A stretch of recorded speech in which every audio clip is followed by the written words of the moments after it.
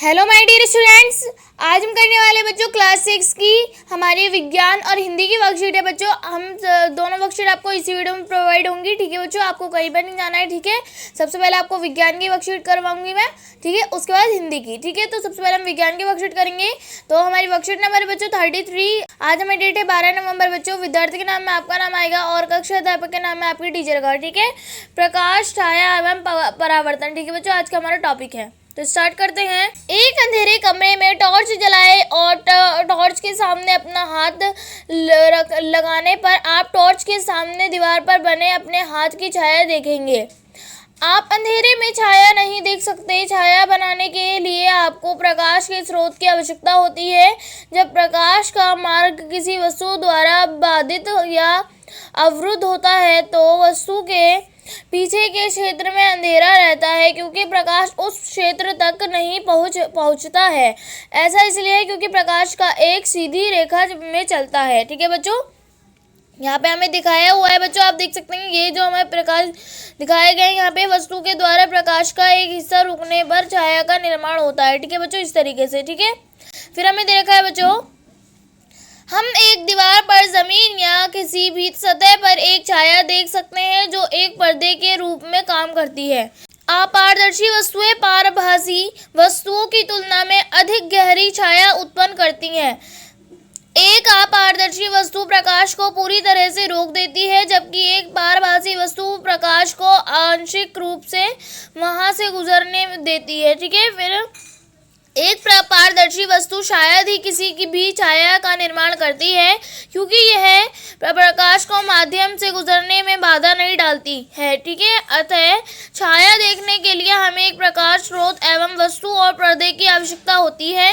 ठीक है बच्चों, फिर हमारा छाया सदैव काली होती है। यहाँ तक कि रंगीन वस्तुओं की छाया भी काली होती है। ठीक है बच्चों, यहाँ पे हमें दे रखा है छाया की आवर्ती, आकार और प्रकृति निम्नलिखित पर निर्भर है। ठीक है, ए कोण जिस पर प्रकाश वस्तुओं पर पड़ता है। बी वस्तु और स्रोत का आकार। बच्चों सी वस्तु और प्रकाश स्रोतों के बीच की दूरी पर। और डी पर्दे और वस्तु के बीच की दूरी पर। ठीक है बच्चों, कोण जिस पर प्रकाश वस्तु पर पड़ता है। ठीक है, यदि हम दिन के समय एक पेड़ की छाया का निरीक्षण करते हैं तो हम ध्यान देंगे कि छाया की लंबाई समय के साथ बदलती है। ठीक है, एक पेड़ की छाया दोपहर में सबसे छोटी, सबसे सुबह और शाम सबसे लंबी होती है। ठीक है, इस तरह से पुराने समय में लोगों का समय जानने में मदद की। ठीक है बच्चों, आप इस चित्र में भी देख सकते हैं। मैं आपको इसे बड़ा करके दिखा देती हूँ बच्चों। यहाँ पर हमें चित्र में भी दिखा रखा है कि यहाँ पर हमें पेड़ दिखाया गया है, और ये जो है इसकी छाया बच्चों, जो इसकी छाया जो है सुबह और शाम में जो है लंबी है और दोपहर में छोटी है। ठीक है बच्चों, फिर नीचे हमें दे रखा है बच्चों, सोचिए। ठीक है, एक टॉर्च तारे के आकार के कोड कार्ड पर चमकती है और कार्ड के पीछे रखे पर्दे पर एक छाया बनाती है। यदि टॉर्च को कार्ड से दूर ले जाया जाता है तो छाया के आकार में क्या परिवर्तन होता है। ठीक है बच्चों, यानी कि टॉर्च से तारे पर रोशनी करी जा रही है तो उसमें बोला जा रहा है कि क्या परिवर्तन होगा। ठीक है बच्चों, ठीक है बच्चों, अब नीचे हमें कुछ प्रश्न दे रखे हैं हमें कि हमारा फर्स्ट क्वेश्चन है बच्चों की छाया क्या है। एक छाया कब बनती है। एक छाया किसी वस्तु के बारे में क्या जानकारी देती है।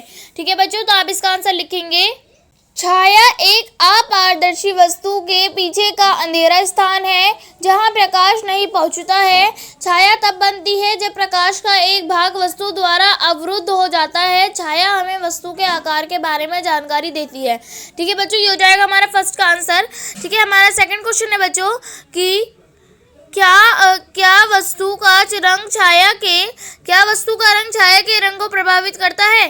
तो बच्चों आप इसका आंसर लिखेंगे नहीं, छाया हमेशा काली होती है। ठीक है बच्चों, फिर हमारा थर्ड क्वेश्चन है ये लड़की की कुर्सी पर प्रकाश पड़ने पर क्या होता है। तो बच्चों आप इसका आंसर लिखेंगे, लड़की की कुर्सी एक अपारदर्शी वस्तु है, इसलिए उसकी छाया गहरी हो जाएगी। ठीक है बच्चों, फिर हमारा फोर्थ क्वेश्चन है बच्चों कि एक पेड़ की छाया दोपहर के समय डैश एवं डैश और डैश को सबसे अधिक लंबी होती है। ठीक है बच्चों, तो आप इसमें लिखेंगे एक पेड़ की छाया दोपहर के समय बच्चों छोटी, आप यहाँ लिखेंगे बच्चों छोटी, एवं सुबह आप लिखेंगे बच्चों यहाँ पर सुबह और शाम। आप यहाँ लिखेंगे बच्चों शाम, ठीक है। यानी कि एक पेड़ की छाया दोपहर के समय छोटी एवं सुबह और शाम को सबसे अधिक लंबी होती है, ठीक है बच्चों। ये हो जाएगा हमारा कंप्लीट। हमारा 5th क्वेश्चन है बच्चों, ये नीचे दिए गए आंकड़ों के ऊपर गौर करें, एक्स और वाई और जेड को पहचानें, ठीक है बच्चों। यानी कि हमें इस चित्र में हमें दिखाया गया है, हमें यहाँ पर बच्चों इसे एक्स को, एक्स वाई और जेड को पहचानना है बच्चों, ठीक। एक्स जो है बच्चों वो है हमारा हाथ, ठीक है। और आप वाई है बच्चों हमारा टॉर्च और जेड है हाथ की छाया, ठीक है बच्चों। ये हो जाएगा हमारा कंप्लीट। तो बच्चों हमारी साइंस की वर्कशीट यहीं पर कंप्लीट होती है। आई होप आप लोगों को समझ में आ गई होगी, ठीक है बच्चों। तो चलिए अब हिंदी की वर्कशीट कर लेते हैं। तो बच्चों हमारी हिंदी की वर्कशीट नंबर है 33। आज हमारी डेट है 12 नवंबर। विद्यार्थी के नाम में आपका नाम आएगा, कक्षा अध्यापक के नाम में आपकी टीचर का, ठीक है बच्चों। अक्षरों का महत्व आज हम पढ़ने वाले हैं, ठीक है। तो स्टार्ट करते हैं। प्यारे बच्चों, पिछले कार्यपत्रक में हमने लेखक गुणाकार भूले द्वारा लिखा निबंध अक्षरों का महत्व पढ़ा, जिसमें हमने अक्षरों की खोज एवं अक्षरों के इतिहास के बारे में जाना कि अक्षरों की खोज के सिलसिले को शुरू हुए मुश्किल से 6000 साल हुए हैं।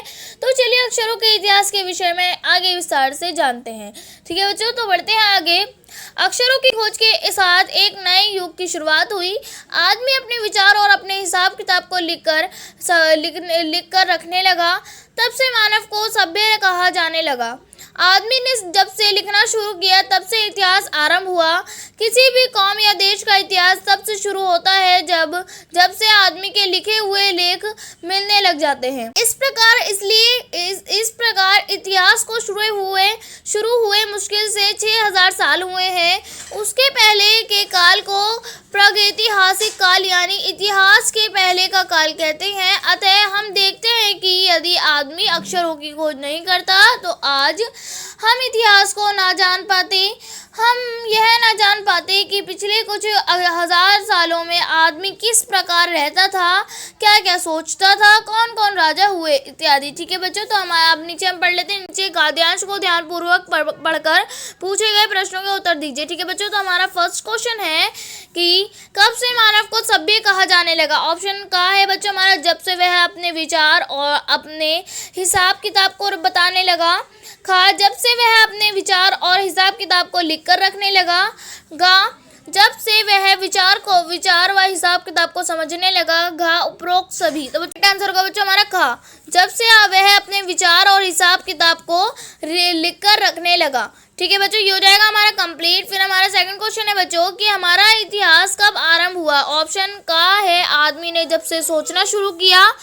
खा आदमी ने जब से बताना शुरू किया। गा आदमी ने जब से लिखना शुरू किया। घा आदमी ने जब से पढ़ना शुरू किया। तो बच्चों इसका आंसर करेक्ट होगा हमारा गा आदमी ने जब से लिखना शुरू किया, ठीक है बच्चों। हमारा थर्ड क्वेश्चन है इतिहास के पहले काल को क्या कहते हैं। ऑप्शन ए ऐतिहासिक काल, यौगिक काल, ग प्रागैतिहासिक काल, घ इनमें से कोई नहीं। तो बच्चों हमारा करेक्ट आंसर होगा ग प्रागैतिहासिक काल, ठीक है बच्चों। फिर हमारा फोर्थ क्वेश्चन है अगर आदमी अक्षरों की खोज नहीं करता तो क्या होता है, लिखिए, ठीक है बच्चों। तो आप इसका आंसर लिखेंगे, यहीं पर आपका आंसर दे रखा है बच्चों वर्कशीट में। तो आप लिखेंगे यहाँ से, अगर आप यहाँ से लिखेंगे बच्चों यदि आदमी अक्षरों की खोज नहीं करता तो आज हम इतिहास को ना जान पाते। हम यह ना जान पाते कि पिछले कुछ 1000 सालों में आदमी किस प्रकार रहता था, क्या क्या सोचता था, कौन कौन राजा हुए इत्यादि, ठीक है बच्चों। आप यहाँ से यहाँ तक लिख देंगे, हो जाएगा हमारा आंसर नंबर 4, ठीक है बच्चों। फिर हमें गतिविधि दे रखी है यहाँ पर कि आप अपनी लिपि के कुछ अक्षरों के बारे में जानकारी एकत्रित कीजिए। कहा है बच्चों हमारा जो अब प्रयोग में नहीं रहे। का प्रचलित नए अक्षर जो अब प्रयोग में आ रहे हैं, ठीक है बच्चों। हमें जो प्रयोग होना बंद हो गए, यानी कि पहले प्रयोग हुआ करते थे अब प्रयोग नहीं होते, और जो अब प्रचलित हुए अक्षर उन्हें लिखना है, ठीक है बच्चों। तो आप लिखिए। तो बच्चों हमारे प्रचलित हुए जो हैं वो हैं हमारे बच्चों यहाँ पर हमें जो दिखा रखे हैं ये वाले अक्षर आ, ऋषि, खा, छा, झ ये सारे बच्चों हमारे नए अक्षर हैं, ठीक है। और ये वाले हमारे सारे पुराने अक्षर हैं जो अब यूज़ नहीं होते, ठीक है। ये हमारे नए अक्षर हैं बच्चों ये वाले, और ये वाले हमारे पुराने अक्षर हैं जो अब यूज़ नहीं होते, ठीक है बच्चों। ये हो जाएगा हमारा कंप्लीट। और बच्चों आज की वर्कशीट हमारी यहीं पर कंप्लीट होती है। आई होप आप लोगों को दोनों वर्कशीट अच्छे से समझ में आ गई होंगी, ठीक है बच्चों। तो अगर आपने मेरे चैनल को सब्सक्राइब नहीं किया है तो प्लीज़ मेरे चैनल को सब्सक्राइब कर लीजिए और बेल आइकन को ऑल पे सेट कर दीजिए ताकि मेरी आने वाली हर वीडियो का नोटिफिकेशन आपको सबसे पहले मिले, ठीक है बच्चों। तो मिलते हैं नेक्स्ट वीडियो में, तब तक के लिए टेक केयर, गुड बाय।